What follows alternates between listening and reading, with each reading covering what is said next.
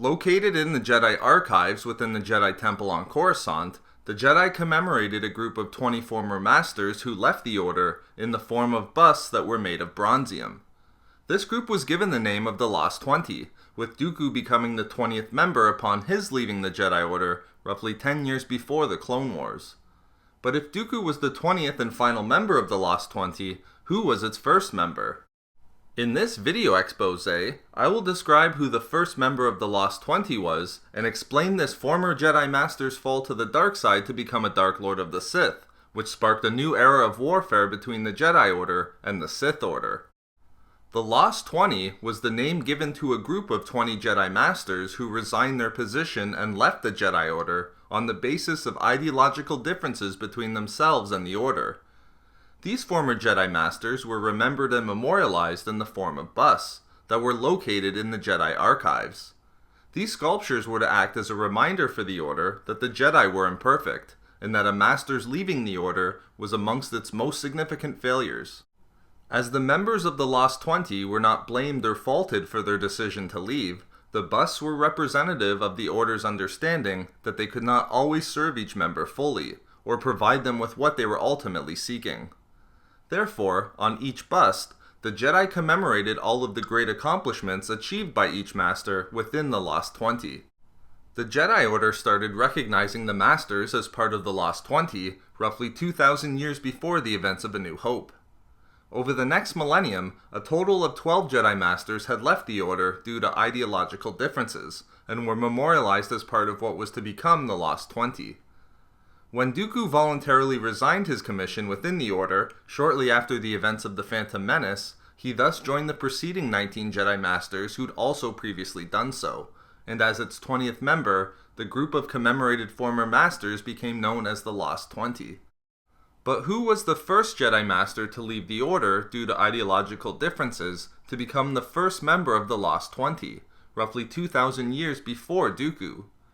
The first member of the Lost 20 was Phaneus, a Numbaran Jedi Master who would go on to become Darth Ruin after his subsequent fall to the dark side.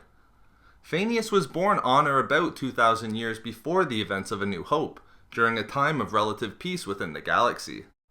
The last major conflict in the galaxy was the Alsacan conflict, that ended roughly 1,000 years prior. The Sith had not had a significant presence for centuries, and were no longer a threat at this time.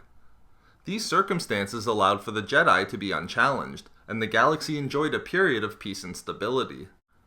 During this period, Phaneus rose to the level of Jedi Master. He was known to be wise and charismatic, but Phaneus was also seen as having renegade tendencies, and possessing a personal philosophy that other members of the Jedi Order saw as disturbing. Ultimately, Jedi Master Phaneus abandoned his oath and resigned his commission within the Order on the basis that his personal ideologies were in conflict with the current doctrines and teachings of the Jedi. Phaneus's departure was amicable, despite the philosophical differences that he and the Order had, and therefore he was commemorated as the first member of what was to become the Lost 20. However, although Phaneus left the Order under the guise of friendly and cordial appearances, Phaneus's motivations for leaving were more insidious than was understood by his former Jedi colleagues. Phaneus's true motive for leaving the Order was his intention to study teachings that were prohibited by the Jedi, as he concealed darker beliefs than he was leading on. Following his departure from the Order, Phaneus disappeared completely from public life. When Phaneus did reemerge, he did so as Darth Ruin, to become the first Dark Lord of the Sith within the galaxy in a millennium. Upon his return, his transformation had been so total and complete that he was unrecognizable by his former Jedi peers, and none were able to make the connection that Ruin was formerly their friend. In an event known as the Fourth Great Schism, 2,000 years before A New Hope, Darth Ruin formed a new Sith Empire, wherein 50 Jedi Knights fell to the dark side and pledged themselves to Ruin and his new order. Further, Ruin was able to bolster his new order by secretly infiltrating and uniting the Sith clans that still existed, thereby bringing them under his leadership. Darth Ruin rekindled hostilities against the Jedi in the Galactic Republic, thereby ending the era of peace and stability and initiating a conflict known as the New Sith Wars.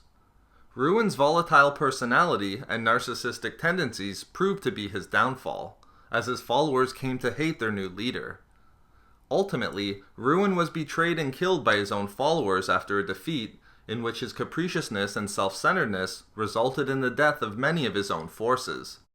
However, despite his death, Darth Ruin's actions successfully revived the Sith, and allowed for the creation of a new Sith Empire, which would plunge the galaxy into conflict for the next 1,000 years, wherein the Sith represented a legitimate threat to the Jedi Order and the Galactic Republic. So there we have it, how Jedi Master Phaneus became the first member of the Lost 20, roughly 2,000 years before A New Hope. We love making these videos, so why not subscribe for more fun Star Wars theories and discussions? Also, if you enjoyed the video, think about giving a like or leaving a comment. If not for me, for the real victor of the new Sith Wars.